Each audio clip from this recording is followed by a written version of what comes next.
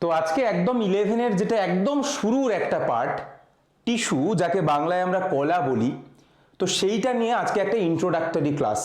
এইখান দিয়ে আমাদের 11-এর জার্নি শুরু হবে।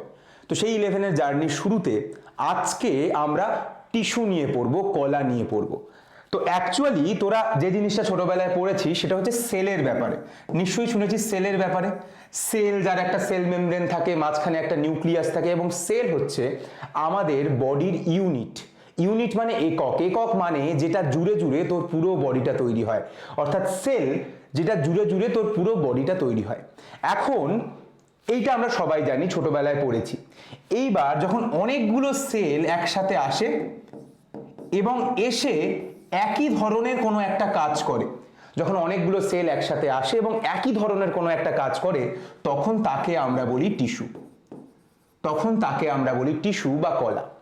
এখন আমাদের বডিতে টিস্যু ক ধরনের রয়েছে, এই উত্তরটা মধ্যে যেন কোনো কনফিউশন না থাকে। ইভেন তোকে যদি মাঝরাতে ঘুম থেকে তোলা হয়, তবুও যেন তুই বলে দিস যে আমাদের বডিতে 4 ধরনের টিস্যু রয়েছে। এইটার মধ্যে কিন্তু কোনো কনফিউশন যেন না হয়। আমাদের টোটাল বডিতে 4 ধরনের টিস্যু রয়েছে, অর্থাৎ এই 4 ধরনের টিস্যু নিয়ে তোর পুরো বডি তৈরি। প্রথমটা হলো এপিথেলিয়াল টিস্যু। এপিথেলিয়াল টিস্যু, যাকে বাংলায় আমরা বলি আবরণী কলা, যেটা দিয়ে অ্যাকচুয়ালি তোর বডির আউটার স্ট্রাকচার বা অর্গানের আউটার স্ট্রাকচার, সেই জিনিসগুলো তৈরি হয়, আবরণ তৈরি হয়, তাই সেইটাকে আমরা বলি আবরণী কলা বা এপিথেলিয়াল টিস্যু। এটা হচ্ছে তোর বডির প্রথম টিস্যু।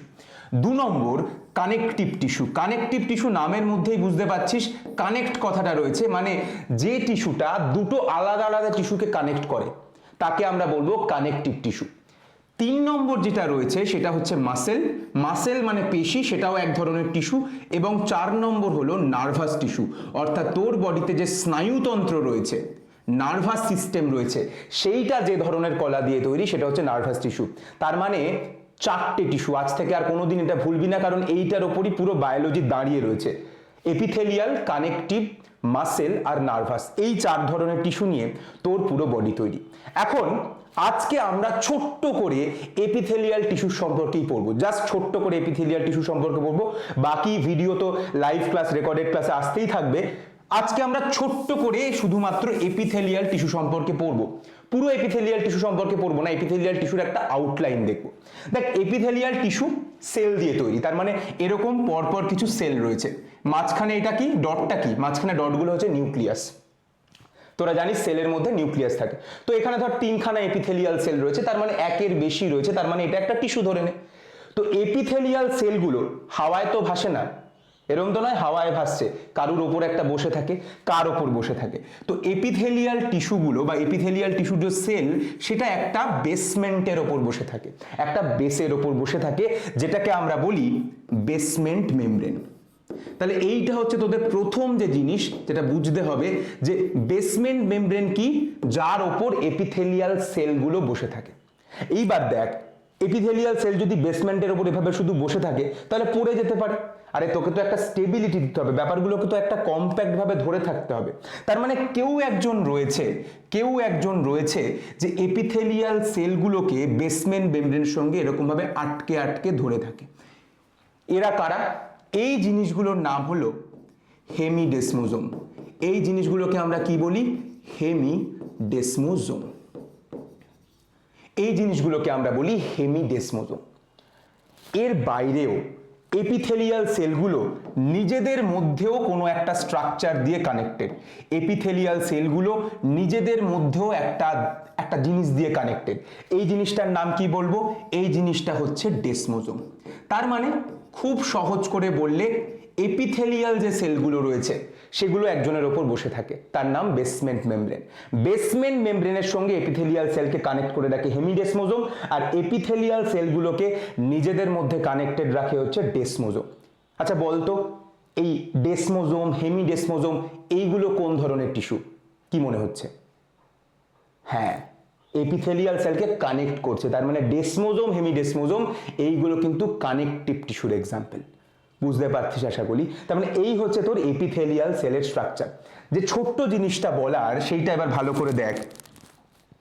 ধর এইটা হচ্ছে একটা এপিথেলিয়াল সেল, দুটো এপিথেলিয়াল সেল, নিচে যেটা রয়েছে সেটা বেসমেন্ট মেমব্রেন, আমরা এখন বুঝে গেছি। আমি চাই যে এই এপিথেলিয়াল সেল থেকে কোনো একটা জিনিস ডাইরেক্টলি যেন পরের সেলটার মধ্যে ট্রান্সফার হতে পারে। আমি চাইছি এই এ এপিথেলিয়াল সেল থেকে বি এপিথেলিয়াল সেলে কোনো একটা জিনিস ডাইরেক্টলি ট্রান্সফার হোক কোনো রকম অসুবিধা ছাড়াই। তাহলে আমায় কি করতে হবে? আমি যদি চাই এই সেল থেকে ওই সেলের মধ্যে ডাইরেক্টলি কিছু একটা যাক, আমায় কি করতে হবে? হ্যাঁ, আমাকে একটা সুড়ঙ্গ তৈরি করতে হবে, আমাকে এর মাঝে একটা রাস্তা তৈরি করতে হবে, একটা টানেল তৈরি করতে হবে, যে টানেলটার মধ্যে দিয়ে কোনো জিনিস ফ্রিলি ট্রান্সফার হয়ে যাবে এক এপিথেলিয়াল সেল থেকে পরের এপিথেলিয়াল সেলে। এই টানেলটাকে আমরা কি বলি? এই টানেলটাকে আমরা বলি গ্যাপ জাংশন। এই টানেলটাকে আমরা বলি গ্যাপ জাংশন। বোঝা গেল? আর একটা সিমিলার এক্সাম্পল যদি দিই, ধর একই রকম ভাবে এপিথেলিয়াল সেল রয়েছে, আর একটা এপিথেলিয়াল সেল রয়েছে। এইবার আমি চাইছি যে কোনোভাবেই যেন এইখান থেকে এইখানে কিছু না যেতে পারে, আমি চাইছি কোনোভাবে যেন কোনো ট্রান্সফার না হয়। তাহলে আমি কি করব? তাহলে তুই কি করবি? তুই যদি চাস যে দুজনের মধ্যে যেন কোনো ট্রান্সফার না হয়, তাহলে তুই কি করবি?